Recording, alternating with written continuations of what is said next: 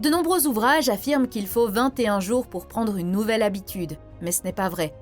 La raison en est simple. Vos habitudes sont en constante formation. Vous les renforcez ou les affaiblissez constamment en fonction de l'attention que vous leur accordez chaque jour. Si vous essayez d'ajouter une nouvelle habitude à votre routine quotidienne ou de remplacer une mauvaise habitude par une autre, vous devez comprendre les 3 phases de la formation des habitudes. La première phase s'appelle la lune de miel. Elle commence généralement lorsque vous êtes inspiré par quelque chose de cool, comme un livre, une conférence, un podcast ou l'idée d'avoir des abdos.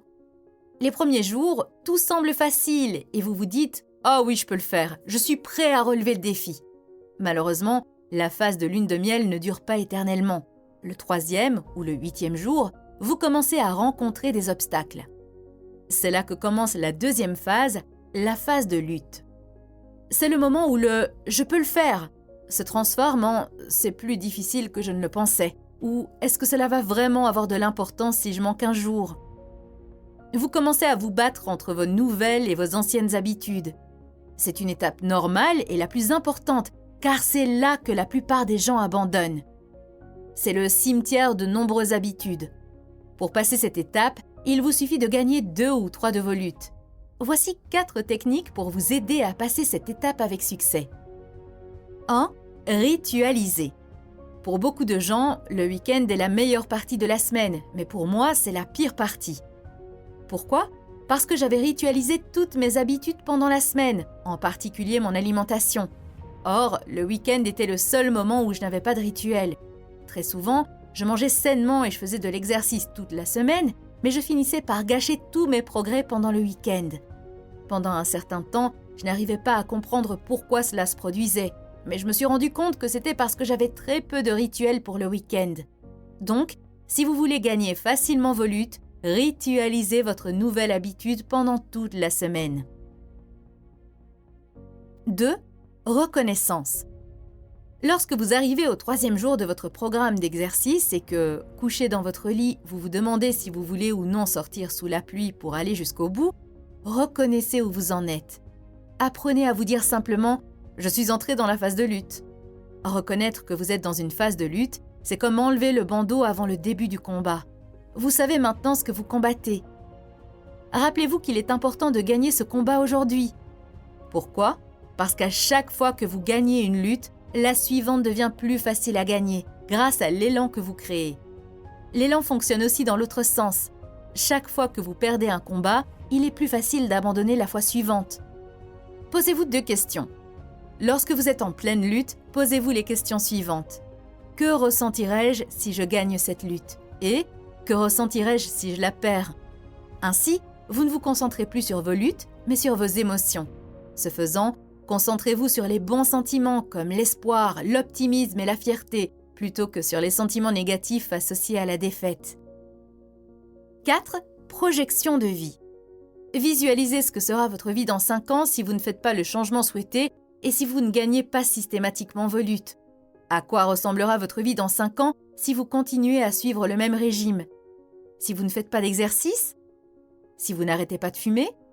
Soyez honnête avec vous-même. Créez une projection détaillée et imaginez comment vous vous sentirez à ce moment-là. Maintenant, faites la même chose, mais si vous réussissez. Comment sera votre vie si tout se passe bien ? Il s'agit d'un exercice puissant qui vous aidera à gagner vos combats.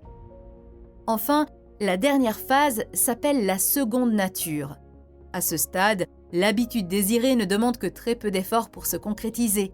Vous avez l'impression d'avoir déjà gagné la bataille, mais ne baissez pas la garde si vite car il y a 3 gros monstres qui se cachent derrière les buissons et qui sont prêts à attaquer. 1. Le monstre du découragement. L'une des réalités malheureuses du monde est que ce n'est pas parce que vous travaillez dur et que vous faites ce qu'il faut que les bonnes choses vous arrivent automatiquement. Par exemple, vous avez modifié votre régime alimentaire et fait tout ce qu'il fallait, mais cela n'a pas produit les résultats escomptés en matière de perte de poids. Il est très facile de se dire « Pourquoi me donner la peine ? De toute façon, ce que je fais n'a pas d'importance. » Le monstre du découragement est très dangereux car il vous pousse à essayer d'arrêter. Toutefois, avant de vous arrêter, rappelez-vous que les progrès se font par à-coups et non par intervalles réguliers. Vous ne perdez pas 0,5 kg chaque semaine. Vous ne perdez rien pendant 2 ou 3 semaines, puis vous perdez soudainement 1 kilo. C'est la nature même du progrès dans n'importe quel domaine. 2. La séduction du succès. Une fois que vous avez réussi à adopter une nouvelle habitude, il est facile de baisser la garde et de revenir à ses anciennes habitudes. Supposons que vous essayez de perdre du poids et que vous avez réussi à faire passer vos nouvelles habitudes alimentaires au stade de la seconde nature. Vous vous regardez et vous vous dites « Oh, j'ai réussi à manger sainement pendant les 3 derniers mois, je suis au top. Ce ne sera pas un problème si je mange un morceau de gâteau aujourd'hui. » Et vous avez raison, ce ne sera pas un problème de faire une exception de temps en temps. Mais si vous faites trop d'exceptions, vous vous retrouverez au point de départ avant même de vous en rendre compte. Un succès doit vous préparer au succès suivant et non devenir un point de départ. 3. Perturbation. Elle peut prendre de nombreuses formes. Vous pouvez tomber malade ou prendre de longues vacances. Qu'il s'agisse de vacances ou de maladies, toute rupture dans la routine est un danger potentiel et peut vous ramener à la phase de lutte. J'ai personnellement découvert qu'il est très important de se ménager après une interruption. Par exemple, si vous faisiez de l'exercice pendant 1 heure avant de tomber malade, ne vous forcez pas à faire autant d'exercices après votre rétablissement. Allez-y doucement, pendant quelques exercices, jusqu'à ce que vous ayez repris l'habitude. Sinon, vous vous sentirez découragé de ne pas être capable d'atteindre le même niveau de performance et vous perdrez l'habitude.